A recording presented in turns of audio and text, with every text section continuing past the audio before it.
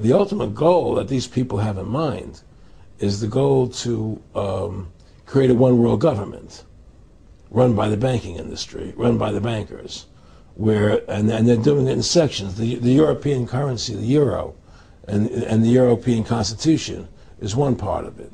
Now they're trying to do it in America with the North American Union, right? And they want to create a new currency called the Amero, right? And the whole agenda is to create a one world government where everybody has an RFID chip implanted in them. All money is to be in those chips, right? There'll be no more cash. And this is given me straight from Rockefeller himself. This is what they want to accomplish. And all money will be in your chips. And so instead of having cash, anytime you have money in your chip, they can take out whatever they want to take out whenever they want to. If they say you owe us this much money in taxes, they just deduct it out of your chip digitally. Total control. Total control. And if you're like me or you, and you're protesting what they're doing, they can just turn off your chip. And you have nothing. You can't buy food. You can't do anything. It's total control of the people. And that chip's connected to a database that has your purchasing records, what you do, what everything, you sell. Everything is in there, you know? And so they want a one world government controlled by them, everybody being chipped, all your money in those chips, and they control the chips, and they control people. And you become a slave. You become a serf to these people. That's their goal. That's their intentions. Eric, can you be specific about when you met Rockefeller, how it happened in these discussions? I met Rockefeller through a female attorney I knew who called me up one day and said, one of the Rockefellers would like to meet you. I had made a video called Mad as Hell, and he'd seen the video and wanted to meet me and knew I was running for governor of Nevada. So sure, I'd love to meet him. And I met him, and I liked him, and he was a very, very smart man. And we used to talk and share ideas and thoughts. And he's the one who told me 11 months before 9/11 ever happened that there was going to be an event. Never told me what the event was going to be, but there was going to be an event. And out of that event, we were going to invade Afghanistan to run pipelines from the Caspian Sea. We were going to invade Iraq, you know, to take over the oil fields, establish a base in the Middle East, and make it all part of the New World Order. And we go after Chavez in Venezuela. And sure enough, later 9/11 happened, and I remember he was telling me how how you're gonna see soldiers looking in caves for people in Afghanistan and Pakistan and all these places, and there's going to be this war on terror, which is no real enemy, and the whole thing is a giant hoax, you know. But it's a way for the government to take over the American people. He told you it was going to be a hoax. Oh yeah, oh yeah. There's no question.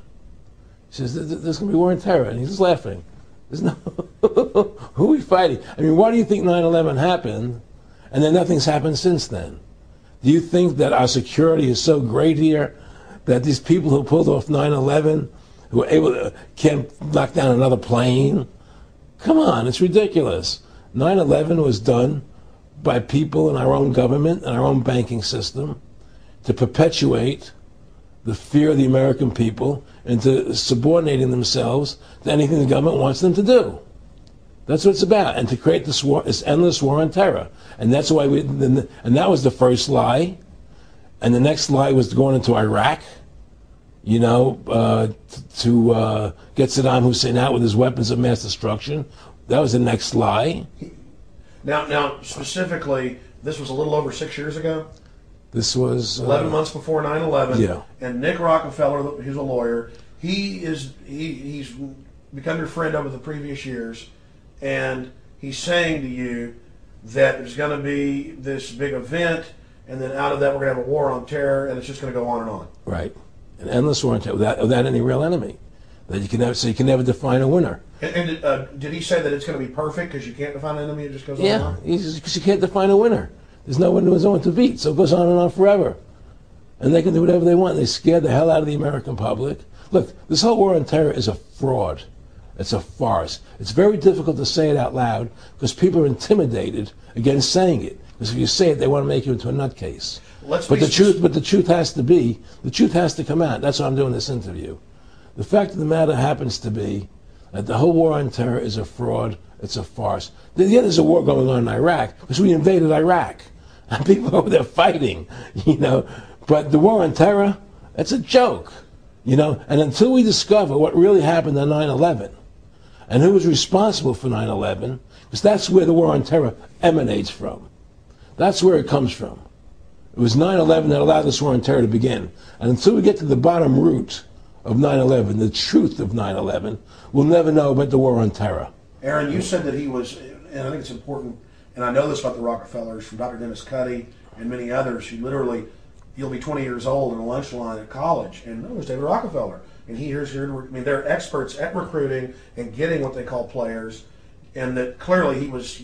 I mean, I want to make it specific and just get you to reiterate what you said last night about you got 30% of the vote. You were having an effect. You made mad as hell. They knew that you'd started the Constitution Party. Yeah. They knew that you were somebody who was taking action and getting things done. You'd already made some big films, had a lot of other successes. Right. So they were trying to recruit you, and didn't it come down to the point of, hey, we are here to recruit you, and don't worry, your chip's going to say, don't mess with us. You know, this guy's don't touch. Yeah, yes, that did happen. I was definitely being recruited, but it's more subtle than that. Well, in your words, just go through the process, and then what he said to you. Well, what it is remember, we were friends, and we used to go to my house a lot. We'd have dinner, we'd talk, and he'd tell me about business investments that he'd get involved in, you know, or they would help me with this business investment or that business investment. And was I interested in joining the Council on Foreign Relations? You know, I would have to get a letter to join them, but was I interested in that? And, you know, just stuff, you know, leading you on. And I used to say to him that I never really did that because that wasn't where I was coming from. You know, as much as I like you, Nick, you know, your ways and my ways, we're on the opposite side of the fence. You know, I don't believe in enslaving people, you know, and he would come back with, oh, I do? Or? Well, it would be more like, you know. It's better for them. Well, it's more like, you know, how do I put it? It was like, what do you care about them? What do you care about those people? What difference does it make to you? Take care of your own life. Do the best you can for you and your family. What do the rest of the people mean to you? They don't mean anything to you. They're just serfs. They're just people. You know, it was just a lack of caring, you know, and that's just not who I was. It was just sort of like cold, you know. It was just like cold, you know. And I used to say to him, what's the point of all this? You have all the money in the world you need. You have all the power you need. What's the point? You know, what's the end goal? And he said the end goal is to get everybody chipped, to control the whole society, to have the bankers, the elite people, you know, the bankers and some governor controlling the world. And I said, do all the people in the Council on Foreign Relations believe this way you do? He said, no. You know, most of them believe they're doing the right thing. A lot of them believe it's better off being socialistic. You know, we have to convince people that socialism is really capitalism. Because America's becoming a socialist country. It's a communist country today. Well, one of the things they told me was that he was at the house one night, and he would talk, and he started laughing. He said, Aaron, what do you think women's liberation was about? And I said, I had pretty conventional thinking about it at that point. I said, I think it's about women having the right to work, getting equal pay with men, just like they won the right to vote, you know? And he started to laugh. He said, you're an idiot. And I said, why am I an idiot? He said, let me tell you what that was about. We, the Rockefellers, funded that. We funded Women's Lib, you know? And we're the ones who got all over the newspapers and television, the Rockefeller Foundation. He says, and you want to know why? He said, there were two primary reasons. And one reason was we couldn't tax half the population before Women's Lib. And the second reason was, now we get the kids in school at an early age. We can indoctrinate the kids how to think. It breaks up their family. The kids start looking at the state as the family, as the school, as the officials, as their family, not as the parents teaching them. And so those are the two primary reasons for women's lib, which I thought up to that point was a noble thing. You know, when I saw their intentions behind it, where they were coming from when they created it, the thought of it, I saw the evil behind what I thought was a noble adventure.